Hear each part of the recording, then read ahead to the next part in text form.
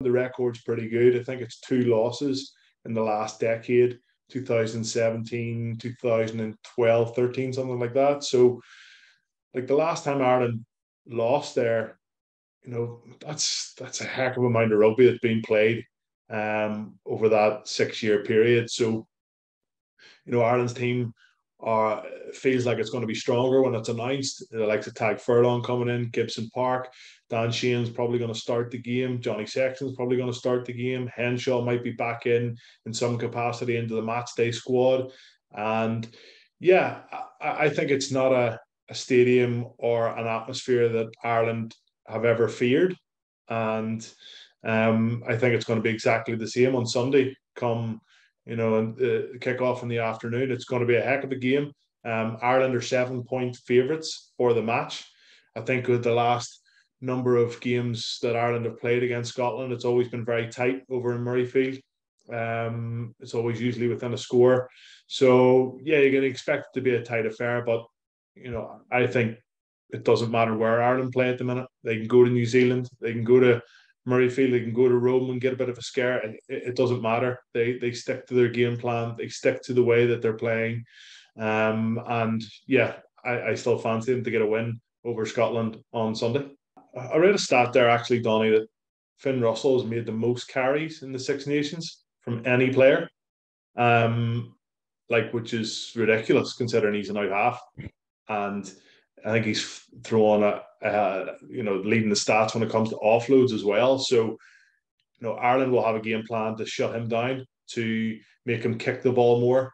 We all know that he can kick loosely. He seems to kick the ball dead a few times when put under pressure. Kick it out on the full. Sometimes as well, his first kind of instinct when he's put under pressure is to kind of nudge something through. And we only see the highlight reels of it going through a Munster player's legs when Racing were playing against Munster, and it's picked up and it's scored between the posts. But not all the time does it work out like that. And I think Ireland will sense a bit of vulnerability there. That's the word. So yeah, we'll see how that works out. But I think Finn Russell can also be a huge weapon for this Scotland side if given a little bit of time and a little bit of space. And it does only need to be a little bit, Donny.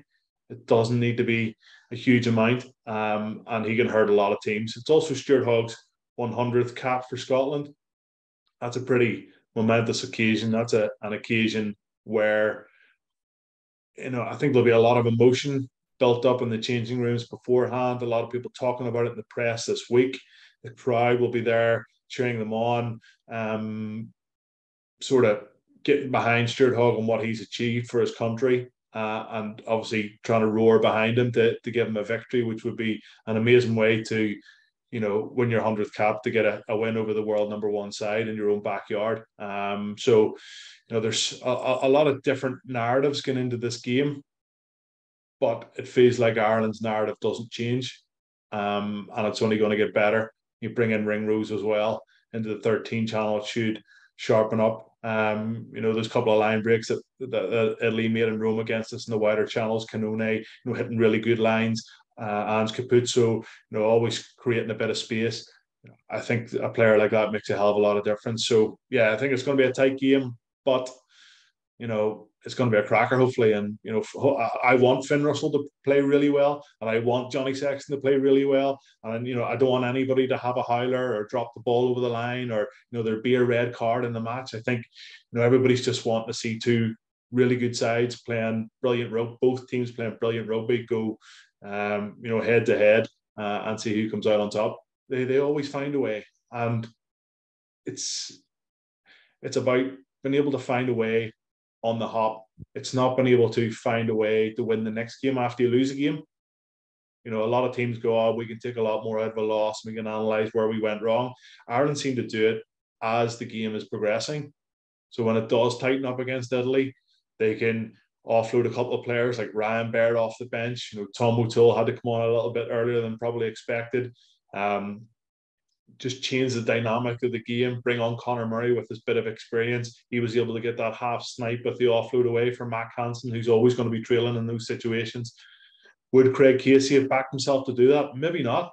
And that's why a 100 cap player in Conor Murray is still very important to this Irish team. So yeah, there are a few Mavericks in the Scotland side, but it just feels like this championship is all falling in the way of Ireland's favour. And something else, Donny, that hasn't been talked about in any social media channels throughout the whole Six Nations. This is Johnny Sexton's penultimate Six Nations game ever for Ireland. He's hanging the boots up after the Rugby World Cup. Listen, if he goes through the whole tournament without picking up a niggle, who knows? He might continue on for another year or whatever it may be. But I don't think it will. And I think we're going to be very privileged to see a man like Johnny Sexton turn out for Ireland, hopefully twice more in the next few weeks. And Johnny Sexton will be wanting to win 2 from 2. He'll be wanting to win a Triple Crown. He'll be wanting to win a Grand Slam. And, I wouldn't be betting against that. Wales are obviously in a bit of a hole at the minute, and this hole just keeps getting bigger and bigger. We talk about the Irish provinces and how well they do week in and week out. All 4 Welsh provinces or regions lost at the weekend. Again, some of those players are coming back from a losing environment back into a losing environment, and it's really hard for Warren Gatland to get his players up for this game. And it's going to be very tight in Rome. I think Warren Gatland has to come up with a master plan of some sort to try and stem the flow and the possession that Italy can create. And I think they're the highest possession team in the tournament to date. Even more so than Ireland. They're very good at holding on to the ball. Their skill set looks to be vastly improved in previous years. The weather, that's something else that needs to be talked about. It's due to be 21 degrees in Rome, sunshine, dry ball, a partisan crowd coming to Rome in an early afternoon kickoff to get behind the team and have a few bevies on the way. And it was a cracking atmosphere when Ireland were there a couple of weeks ago. I know that because I was there. So I certainly fancy the Azzurri to get a victory against Wales. And Wales under 20s aren't going great. Their regions aren't going great. The national team isn't going great. And I think Italy will take full advantage of that. Good stuff. England, France. Yeah, England, France is it's a tight game on the market. It's a couple of points in the handicap. France are favourites. I think it actually might be down to 1 or 2 points in the handicap. Obviously, France have had a couple of tight head props red carded and banned, so they're going to be down to the third choice tight head for this game. Ellis Genge will obviously be wanting to get stuck into that. The weather conditions different, massively different. It should be freezing cold, a bit of damp in the air.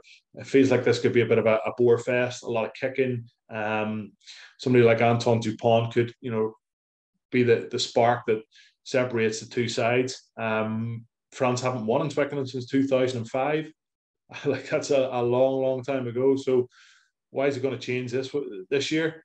We'll wait and find out. But I think it's going to be extremely tight. It wouldn't surprise me if England, I know they're called Steve Borthwick's side, is now called Steve Borwick's side because of the style of rugby that they're playing. But hopefully we'll see a bit more enthusiasm and flair in which to play this weekend. One last thing on that England game is Courtney Laws is out.